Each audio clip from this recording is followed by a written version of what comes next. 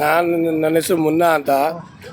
ನಾನು ನೋಡಿ ಈ PL ಸರ್ಕಲ್ ಪೆಟ್ರೋಲ್ ಬಂಕ್ ಗ್ಯಾಸಲ್ಲಿ ಇಲ್ಲಿಂದ MS ಪಾಳ್ಯ ತಳ್ಕೊಂಬಂದಿದ್ದೀನಿ.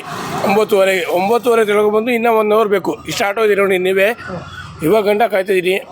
ಇಲ್ಲಿ 95 ರೂಪಾಯಿ, ಅಲ್ಲಿ 145 ರೂಪಾಯಿ ಅಂತ ಹೇಳಿ ವಾಪಸ್ ಬಂದುಬಿಟ್ಟು ತಳ್ಕೊಂಡು ಇಲ್ಲಿ ಬಂದಿದ್ದೀನಿ ಸರ್. 145 ರೂಪಾಯಿ ದಿವಾನ್ರು ಪಾಳ್ಯ ಗ್ಯಾಸ್ ಬಂಕಲ್ಲಿ ಅಲ್ಲಿಂದ ವಾಪಸ್ ಬಂದಿದೆ. ಗ್ಯಾಸ್ ಇಲ್ಲ ಅಂತ ಹೇಳಿ ಇಲ್ಲಿ ಬಂದು 95 ರೂಪಾಯಿಗೆ ಹಾಕ್ಸ್ತಾಯಿದ್ದೀವಿ. ಏನು ಮಾಡೋಣ?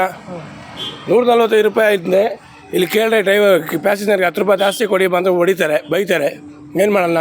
ನಮ್ಮಂಥ ಬಡವರು ಎಲ್ಲಿ ಹೋಗ್ಬೇಕು ಸರ್? ನಾವು ಜೀವನ ಮಾಡೋದೇ ಆಟೋಲ್ಲಿ. 3 ದಿನ ಸರ್. ಇವಾಗ ನೋಡಿ ನೀವೇ, ಇವಾಗ 9:30 ಬಂದು ನಿಂತಿರೋದು ನಾನು. 9:40ಗೆ ನನ್ನ ತಂಗಿ ಕರ್ಕೊಂಡು ಸ್ಕೂಲ್ ಹತ್ರ ಬಿಟ್ಬಿಟ್ಟು ಇವಾಗ ಬಂದಿರೋದು ನಾನು. 9:40. ಇವಾಗ ನೋಡಿ ಎಷ್ಟು ಟೈಮು, 1 ಗಂಟೆ ಆಗಿದೆ. ಇನ್ನೂ 1 ಅವರ್ ಬೇಕು ಹೋಗಿ. ಅರ್ಧ ದಿನ ಇಲ್ಲೇ ಕಳೆದೋಗ್ಬಿಟ್ಟು ಹೆಂಗೆ ಜೀವನ ಮಾಡೋದು? ದುಡಿಮೆ ಮಾಡೋದು ಇವಾಗ. ಮತ್ತು ನೀವೇ ಹೇಳಿ ಸರ್, ನೀವೇ ನೋಡ್ಕೊಬೇಕು. ಈ ರಾಜಕೀಯದವ್ರ ನೋಡಬೇಕು. ಈ ಪಕ್ಷ ಆ ಪಕ್ಷ ಅಂತಲ್ಲ. ಮೇನ್ ಮಂತ್ರಿ ಸರಿ ಇಲ್ಲ. ಪ್ರಧಾನಮಂತ್ರಿಯವರು ಮಾಡಿದ್ರೆ ತಾನೇ ಎಲ್ಲರೂ ಮಾಡೋದು ಪಾಪ ಸ್ಟೇಟಲ್ಲಿ. ಅವರೇ ಸರಿ ಇಲ್ಲದ ಇವರಲ್ಲಿ. ನೋಡಿ ಈ ದಂಧ ಮಾಡಿದೆ, ಬಿಸ್ನೆಸ್ ಇದೆ ಇವಾಗ. ಅವ್ರು 145, 120 ಹಿಂಗೆಲ್ಲ ನಮ್ಮ ಹತ್ರ ಬಡವರು ಇವರು ಬಿಸ್ನೆಸ್ ಮಾಡಿದ್ದಾರೆ ಇವಾಗ. ಈ ಗ್ಯಾಸ್ ಬಂಕೂರಿ ಇನ್ಮೇಲೆ ಲಗಿಲರ್ ಇದು. ನೀವು ಪ್ರಧಾನಮಂತ್ರಿ ಸತ್ರು ಇವ್ರು ಕಮ್ಮಿ ಮಾಡಲ್ಲ ಇವಾಗ. ಇವ್ರು ದಂಧ ಮಾಡಿದ್ದಾರೆ. ಅವ್ರ ಪಾಪ ಅವ್ರು ಅಲ್ಲಿ ಕೂತಾರೆ ಪ್ರಧಾನಮಂತ್ರಿ. ಅವ್ರೇನು ಮಾಡ್ತಾರೆ? ಇವಾಗ ನೋಡಿ ಬೆಳಗ್ಗೆ ತೋರಿಸ ಇದೆಯಾ ಇದು ಬಂದಾಗಿದೆ, ಕ್ಲೋಸ್ ಆಗಿದೆ ಅಂತ.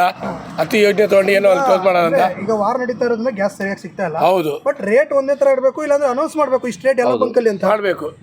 ಇವಾಗ ರೇಟು ಒಂದು ತಿಂಗಳಿಗೆ ಒಂದನೇ ತಾರೀಕು ಡಿಫ್ರೆನ್ಸ್ ಹೆಚ್ಚಿಗೆ ಆಗೋದು ಅಥವಾ ಕಮ್ಮಿ ಆಗೋದು. ವಾರ ಬಂದಾಗಿದೆ. ಇವತ್ತು ಬೆಳಿಗ್ಗೆ ವಾರ ಬಂದಾಗಿದೆ. ಅದೇನೋ 10 ಯೋಜನೆ ಅಂತ ಅದೇನೋ ಬಂದಾಗಿದೆ. ಇವ್ರು ಏನು ಮಾಡ್ತಾರೆ? ಇನ್ಮೇಲೆ ಕಂಟಿನ್ಯೂ ರೂಲ್ಸ್ ಇನ್ಮೇಲೆ ಇದೇ ದುಡ್ಡು ನಮ್ಮ ಹತ್ರ ದೋಣನೆ ಮಾಡ್ತಾರೆ ಈ ಗ್ಯಾಸ್ ಬಂಕವರು. ನಮ್ಮ ಆಟೋ ಡ್ರೈವರ್ಗಳು ಹತ್ರ ವಾರ್ನ ಸ್ಟಾರ್ಟ್ ಆದಾಗ ಪರ್ ಡೇಗೆ 4 ಓವರ್ಗೆ ಗ್ಯಾಸ್ ರೇಟ್ ಚೇಂಜ್ ಮಾಡ್ತಾ ಇದ್ದಾರೆ. ಇಲ್ಲ, ಎಲ್ಲಿ ಅನೌನ್ಸ್ಮೆಂಟ್ ಇಲ್ಲ, ಇಷ್ಟು ಕೊಡ್ತೀವಿ. ಶೇರ್ ಮಾರ್ಕೆಟ್ ಆಗಿದೆ ಇದು. ಏನು ಈ ಗ್ಯಾಸ್ ಬಂಕ್ ಇದೆ ಇವಾಗ. ಈ ಗ್ಯಾಸ್ ನಮ್ದು ಆಟೋ LPG ಇದೆಯಲ್ಲ, ಒಳ್ಳೆ ಶೇರ್ ಮಾರ್ಕೆಟ್. ಒಂದೊಂದು ಸೆಕೆಂಡ್ಗೆ ಒಂದೊಂದು ಅಂತ. ಇವಾಗ ಏರ್ಪೋರ್ಟಲ್ಲಿ ಹೆಂಗೆ ಫ್ಲೈಟ್ ಟಿಕೆಟ್ ಚೇಂಜ್ ಆಗ್ತದೆ ಆ ಥರ ಮಾಡ್ಕೊಂಡಿದ್ದೇವೆ ಇವರು. ಇಲ್ಲಿ 95, ಅವಾಗಲೇ ನೋಡ್ರಿ 92 ಮಾಡಿದ್ದು. 95 ಮಾಡಿದ್ದಾರೆ.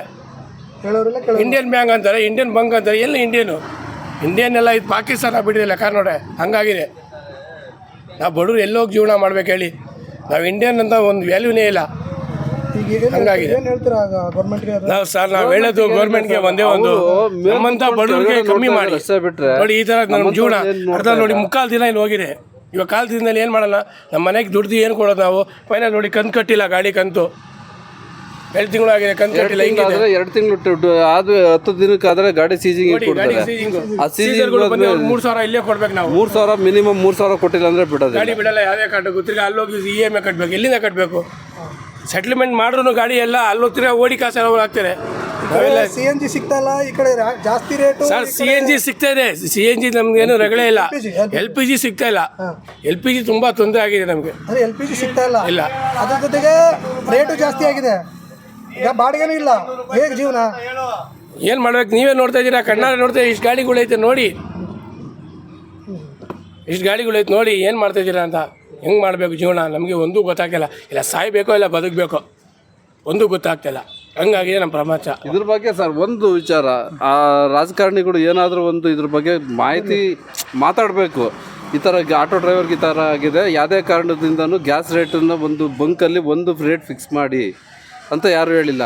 ಈಗ ಗಾಡಿ ಜಾಸ್ತಿ ಆಯಿತು ಅಂದರೆ ಮಿನಿಮಮ್ ಆಟೋಮೆಟಿಕ್ಕಾಗಿ ಅವರೇ 10 ರೂಪಾಯಿ ಜಾಸ್ತಿ ಮಾಡಿಬಿಡ್ತಾರೆ. ಸರ್ ದಿನ ಬೆಳಿಗ್ಗೆ ಅವ್ರು ಮೊಬೈಲ್ ನೋಡ್ತಾರೆ, ಅವರು ನ್ಯೂಸ್ ನೋಡ್ತಾರೆ. ಇಷ್ಟು ದಿನ ಬೆಳಿಗ್ಗೆ ಬೇರೆ ರಾಜಕಾರಣ ಬೇರೆ ರಾಷ್ಟ್ರ ಸ್ಟೇಟಲ್ಲಿ ಈಗ ಬೆಳಗ್ಗೆ ಎದ್ರೆ ದಾವಣಗೆರೆ ಮತ್ತು ಬಾಗಲಕೋಟೆಯಲ್ಲಿ ಎಲೆಕ್ಷನ್ ರಾಜಕೀಯದ ಬಗ್ಗೆ ಅವರು ಅದ್ರ ಬಗ್ಗೆ ನ್ಯೂಸ್ ನೋಡ್ತಾರೆ. ಈ ಬೆಂಗಳೂರಲ್ಲಿ ನಡೆಯೋದು ರಾಜಕಾರಣದ ಬಗ್ಗೆ ಅವ್ರಿಗೆ ಗೊತ್ತಾಗಲ್ಲ ಸರ್. ತಗೋಬೇಕು. ಅದಕ್ಕೆ ಅವ್ರಿಗೆ ಗೊತ್ತಾಗಲ್ಲ ಸರ್. ಅವ್ರು ಕಾಂಗ್ರೆಸ್ ಪಕ್ಷ ಗೆಲ್ಲುತ್ತೋ ಸೋಲುತ್ತೋ, ಬೇರೆ ಪಕ್ಷ ಗೆಲ್ಲುತ್ತೋ ಸೋಲುತ್ತೋ ಅನ್ನೋ ಒಂದು ಮಾಹಿತಿ ಬಗ್ಗೆ ಅವ್ರ ಆಕಾಂಕ್ಷೆ ಇರುತ್ತೆ. ಇಲ್ಲಿ ಬೆಂಗಳೂರಲ್ಲಿ ನಮ್ಮ ಆಟೋ ಚಾಲಕರು ಏನಿದ್ದಾರೆ, ಏನಾಗುತ್ತೆ ಅದ್ರ ಬಗ್ಗೆ ಸ್ವಲ್ಪ ತನಿಖೆ ಇಲ್ಲ. ಅವ್ರ ಪಕ್ಷ ಇವಾಗ 2 ಕ್ಷೇತ್ರದಲ್ಲಿ ಗೆಲ್ಲುತ್ತೋ ಸೋಲುತ್ತೋ ಅನ್ನೋದ್ರ ಆಕಾಂಕ್ಷೆ ಅವ್ರಿಗೆ ಅಷ್ಟೇ ಇದೆ, ಹಿತವಾಗಿರುತ್ತೆ. ಈಗ ಸೆಂಟ್ರಲಲ್ಲೂ ಅಷ್ಟೇ, ಇವರು ಕಾಂಗ್ರೆಸ್ ಸ್ಟೇಟಲ್ಲೂ ಅಷ್ಟೇ, ಅವ್ರ ಬಗ್ಗೆ ಮಾತ್ರ ಆಕಾಂಕ್ಷೆ ಇರುತ್ತೆ. ಬೇರೆ ಆಟೋದವ್ರ ಬಗ್ಗೆ ಏನು ಸ್ವಲ್ಪ ಕಿಂಚಿತವಾಗಿ ಅವ್ರ ಬಗ್ಗೆ ತಲೆ ಕೆಡಿಸ್ಕೊಳಲ್ಲ. ಈಗ ಸದನದಲ್ಲಿ ಸರ್ ಈಗ ಇಂಧನ ಸಿಗ್ತಾ ಇಲ್ಲ ಅದ್ರ ಬಗ್ಗೆ ಮಾತಾಡ್ತಾ ಇಲ್ಲ. IPL ಟಿಕೆಟ್ ಬೇಕು ಅಂತ ಹೇಳಿ ಮಾತಾಡ್ತಾ ಇದ್ದಾರೆ. ಹೌದು, ಅವ್ರ ಮಕ್ಕಳು ಮೊಮ್ಮಕ್ಕಳು ಎಲ್ಲ ಅವ್ರು ಚೆನ್ನಾಗಿರ್ಬೇಕು ಸರ್, ಅವ್ರ ಫ್ಯಾಮಿಲಿ ಅಷ್ಟೇ ಚೆನ್ನಾಗಿರ್ಬೇಕು, ಎಂಜಾಯ್ಮೆಂಟು. ನಾವು ಬಡವರಾಗೇ ಇರಬೇಕು. ಎಲೆಕ್ಷನ್ ಟೈಮಲ್ಲಿ ಅವ್ರಿಗೆ ಹೌದು, ಬೇಕಾಗಿರೋದು ಅಷ್ಟೇ ಎಲೆಕ್ಟ್ರಿಕ್ ಉಪ್ಪಿನಕಾಯಿ ಅಷ್ಟೇ ಸರ್. ನಾವು ಊಟಕ್ಕೆ ಬೇಕಾಗಿರೋದು ಅಷ್ಟೇ. ನಾವು ಅವ್ರಿಗೆ ಊಟಕ್ಕೆ ಏನು ಬೇಕು, ಯಾವ ಥರ ಬೇಕಾಗುತ್ತೆ, ಊಟ ಯೂಸ್ ಆನ್ ಥ್ರೋ ಕೈ ಒರೆಸ್ಕೊಂಡು ಬಿಸಾಕ್ತಾರಲ್ಲ, ಆ ಲೆಕ್ಕಾಚಾರಕ್ಕೆ ಈ ಪಬ್ಲಿಕ್ಸ್. ನಾವು ಆಟೋ ಡ್ರೈವರ್ಸ್ ಅಂತಲ್ಲ, ಪಬ್ಲಿಕ್ಸ್ ಎಲ್ಲರೂ ಅಷ್ಟೇ, ರಾಜಕಾರಣಿ ಪೊಲಿಟಿಕ್ಸಿಗೆ. Okay sir, thank you. ಈಗ LPG ಸಿಗ್ತಾ ಇಲ್ಲ ಅಂತ ಹೇಳ್ತಾರೆ. ಎಷ್ಟು ದಿನ ಆಯ್ತು ಸಿಗ್ತಲ್ಲ? ಸುಮಾರು ಒಂದು 15 ದಿನ ಆಯಿತು ಸರ್. ನಮ್ಮ ನಾಲ್ಕುನೂರದಾಗೆ 15 ದಿನ ಆಯಿತು. ಭಾಳ ಕಷ್ಟ ಇದೆ. ಎಷ್ಟು ಗಂಟೆಗೆ ಇಲ್ಲಿ ಕ್ಯೂ ಹಚ್ಚಿದೆ? ಈಗ ನಾವು ಬೆಳಿಗ್ಗೆ ಬಂದು 10 ಗಂಟೆಗೆ ನಿಂತಿರೋದು. ನಾನು ಹಾರ್ಟ್ ಪೇಷಂಟು. ಭಾಳ ಕಷ್ಟ ಇದೆ ಸರ್. ಮನೇಲಿ ಜೀವನ ನಡಿಬೇಕಾದ್ರೆ ಇದೆ, ಗಾಡಿ ಬಾಡಿಗೆ ಕಟ್ಟಬೇಕು. ಭಾಳ ಕಷ್ಟ ಇದೆ. ನೋಡಿ ನಮ್ಗೆ ಏನಾರು ಹೆಲ್ಪ್ ಮಾಡಬೇಕು. ಈ ರಾಜಕೀಯದವ್ರು ಏನು ಮಾಡ್ತಾಯಿಲ್ಲ. ನೋಡಿ ಮಾಡಿದ್ರೆ ಸ್ವಲ್ಪ ಭಾಳ ಅನುಕೂಲ ಆಗುತ್ತೆ. ಪಬ್ಲಿಕ್ಕು ಅನುಕೂಲ, ಪ್ಯಾಸೆಂಜರ್ ನಮಗೆಲ್ಲ ಅನುಕೂಲ ಆಗುತ್ತೆ. ಈಗ ಅಂದರೆ ಯುದ್ಧ ನಡೀತಾ ಇದೆ, ಗ್ಯಾಸ್ ಅಭಾವ ಇದೆ, ಬಟ್ ರೇಟ್ ಜಾಸ್ತಿ ಮಾಡಿರೋದು ಹೇಗೆ ಅನ್ನಿಸ್ತಾ ಇದೆ? ರೈಟ್ ಜಾಸ್ತಿ ಮಾಡಿದ್ದಾರೆ ಸರ್. ಇವಾಗ ರೈಟ್ ನಾವು ಕೊಟ್ಟು ಹಾಕ್ಕೊಳ್ತೀವಿ. ನಾವು ಪ್ಯಾಸೆಂಜರ್ ಹತ್ರ ಹಿಂಗೆ ಸರ್ ಕೇಳೋಕ್ಕಾಗುತ್ತೆ? ಹೋಗಿ ಹೋಗ್ಬಿಡಿ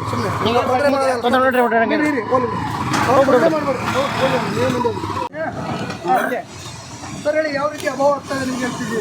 ಸರ್, ನಾವು ಬೆಳಗ್ಗೆ 6 ಗಂಟೆಯಿಂದ ಇಲ್ಲಿ ವೆಯ್ಟ್ ಮಾಡ್ತಾ ಇದ್ದೀರಿ. ಗ್ಯಾಸ್ ಇಲ್ಲ ಅಂತ ಹೇಳ್ತಾ ಇದ್ದಾರೆ.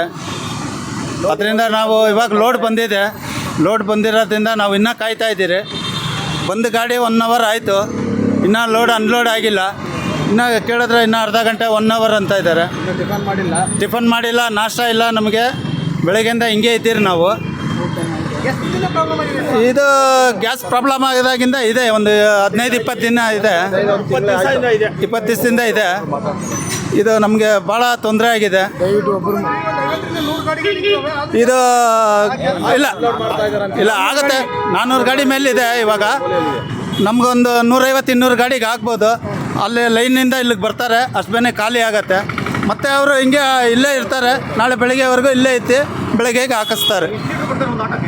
ಒಂದು ಆಟೋಗೆ ಹಾಕ್ತಾರೆ ಸರ್. ಫಸ್ಟ್ ಒಂದು 500 ರೂಪಾಯಿಗೆ ಹಾಕ್ತಾರೆ.